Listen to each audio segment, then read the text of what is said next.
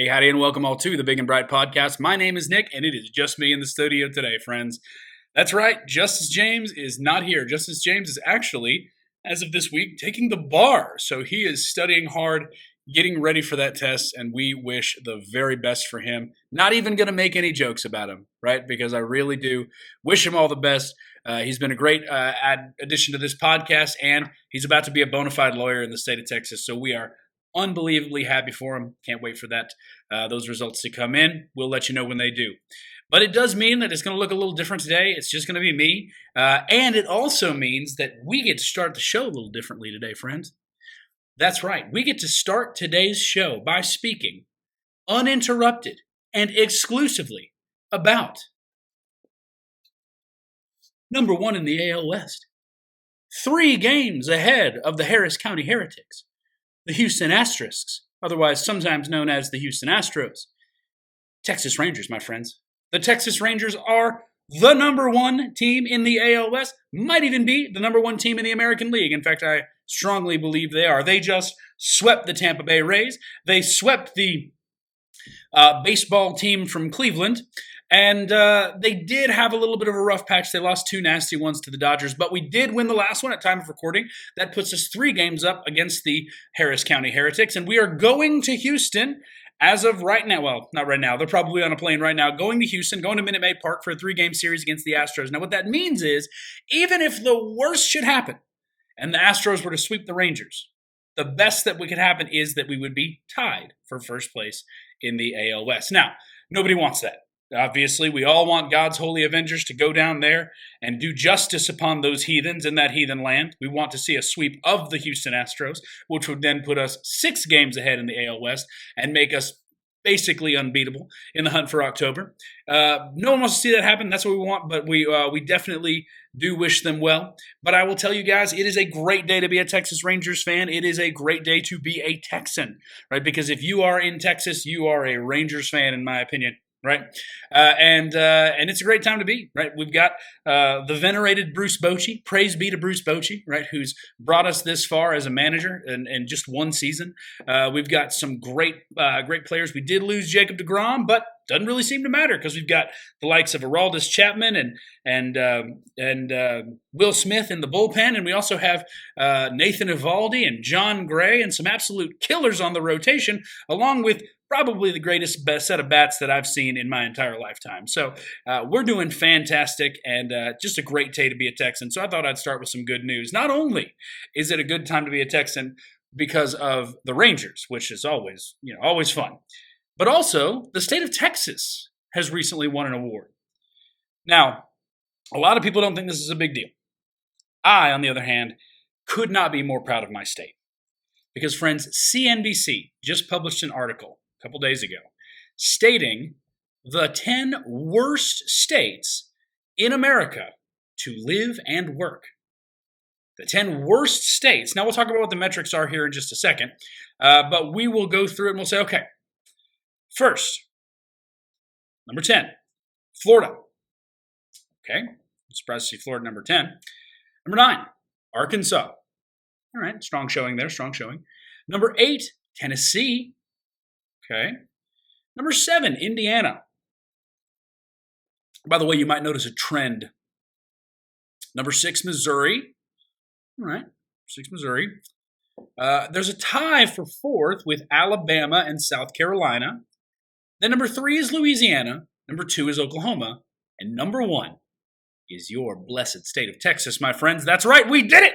We are number 1, according to NBC, the worst state in the United States to live and work. Please do not tell the 200,000 people in the last year who moved here and the millions of people who have moved over here in the past years away from other states. Please don't tell them that, right? They all seem to have been duped. They all seem to have been deceived. We received an F as the worst state in America. Now, this has led to a flood of other articles. I'll include these in the description. By the way, please make sure that you like and subscribe to this podcast. We really do love bringing you guys the news, and we really do love telling you about our blessed state of Texas.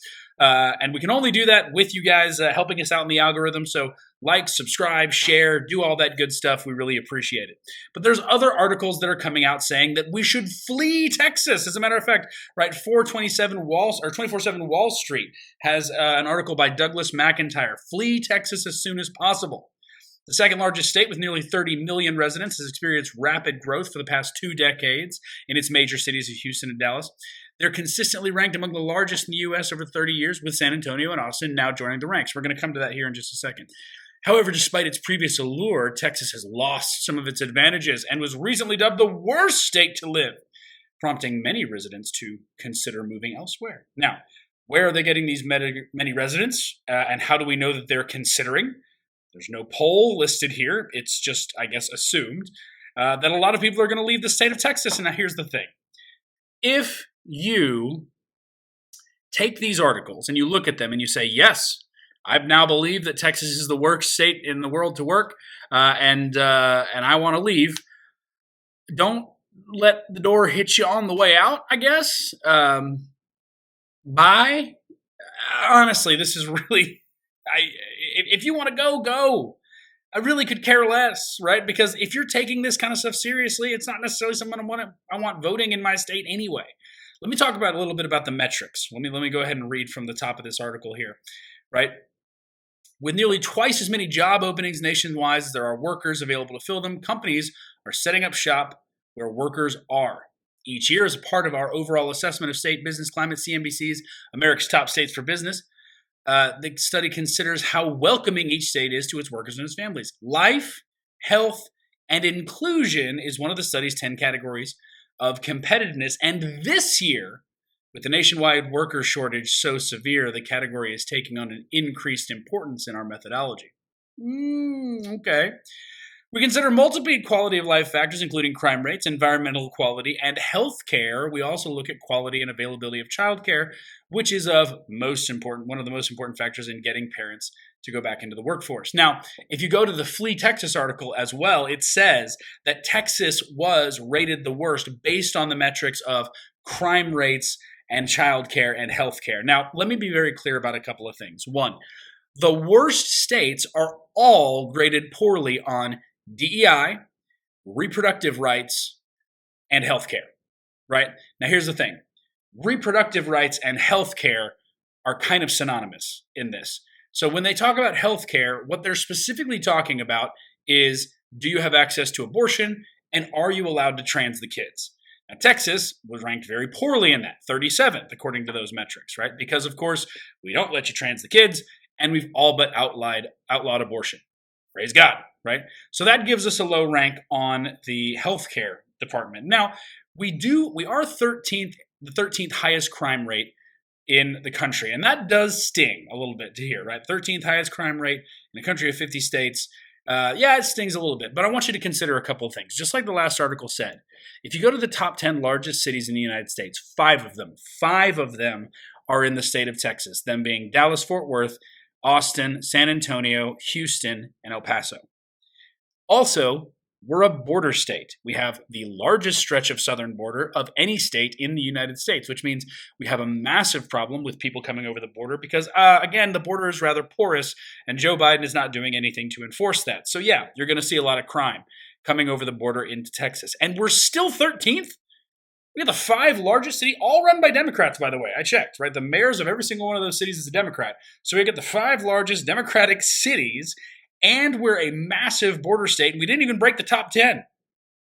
Call that a win, right? Now, it does indicate a couple of things, like cities are getting overcrowded, especially Austin, because a lot of these people that are working for the tech giants are coming over and they're settling in Austin. So Austin is getting overcrowded. Its infrastructure is really rough. If you've ever gone through Austin and not driven 130 to go around it, you know what I'm talking about. There's always traffic in Austin. There's massive overcrowding there. It is a real problem. Same thing with Houston. Getting to be that way in Dallas. Fort Worth is still pretty open. It's still a lot of elbow room there. Same thing with San Antonio and El Paso, depending on where it is you go. We do have those 5 large cities, and they can get rather crowded. The other thing it cites is that, oh my gosh, shocker of shockers, it gets hot sometimes in the state of Texas. Sometimes it breaks 100 degrees. In fact, it broke 100 degrees today. It's broke every 100 degrees every day for the past week, I believe. As far as I know, that's been the way Texas is all the time. I've lived in Texas my entire life, and I have never, not once, ever had a summer where it didn't break 100 degrees. It gets hot. It also gets hot in other states that Californians and, I just buried the lead there a little bit, that Democrats like quite a bit, like California, right? Like New Mexico, right? Like there's quite a few states that Carolina occasionally goes blue. It gets quite hot there sometimes. Not to mention there's a ton of states where you have massive amounts of deaths from the cold.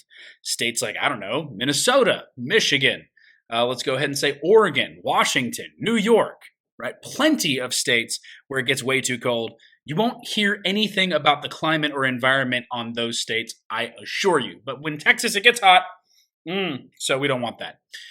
The Lone Star State keeps hacking away at its inclusiveness. Now, this is where it really starts to matter, right? Because again, according to the article, that takes the most weight. In fact, if you actually go to the stats that haven't been weighted, haven't been weighted where LGBTQ issues and abortion and things like that are of higher importance, if you actually go to the stats, Texas is, I think, ranked 6th, right? Because we've got a lot of really good stats here.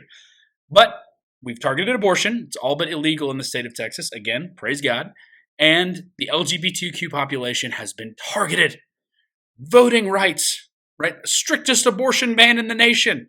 So yes, of course Texas was going to sting from CNBC. And by the way, if you think that this is a reason to leave the state, then by all means, go to Oregon, go to California, go to New York. I don't care. Just get out of my state. And the other thing is, what about the crowding? Well, here's the thing. Populations have a tendency to adapt. Yes, is Dallas overcrowded? Certainly it is. But what you're also seeing is that the DFW Metroplex is increasing in size massively. You're seeing tons of developments up near Princeton, up to places that were it was all just pasture land when I was growing up. Now, you might think that's a bad thing. Urban development into otherwise natural areas is a bad thing. You might have a case if Texas wasn't as gigantic as it is. We've got more than enough room to move around in the state of Texas. So are cities overcrowded? Yes. But guess what? Plenty of places that you can go. Now, a lot of people don't want to leave Austin or Houston because those are the most heavily liberal areas of the state, to which I say, go ahead and go to another state, please. Leave my Austin and my Houston alone. I still think we can reform them. Nonetheless, friends, I do wanted to just poke a little bit of fun at this article because, my gosh, they're really getting desperate. They're really getting desperate to try and convince us that this is the worst place to live, despite the fact that it seems, even in just the last year, over 200,000 college-educated workers completely disagreed and ended up moving here. Did their employers force them? Maybe. I have a hard time believing that they all were forced by their employers, but even if that's the case, even if they were, this is definitely a good state to do business. There's no state income tax, right? We've got a massive business-friendly environment, and as a state, this is still one of the best places to be. It's one of the best places to live. Yeah, it gets hot. Yeah, sometimes you have to make sure that you're fixing your watering systems for your lawn because it does get hot and your grass will die. Not that I would know anything about that. Yeah, it kind of gets a little stifling in late August, but at the same time, I can think of no better place where I would like to live. I can think of no better place that has better food, that has better culture, that has better people, and yes, that has better governance for the flourishing of human beings than my great state of Texas. Do we have our flaws? Certainly. But we are still a beacon of hope for those who are cowering in fear. We are still a demonstration of how great this country can be if we would only return to the way that things originally were. We are still the stars at night, and we are still, as always, big and bright.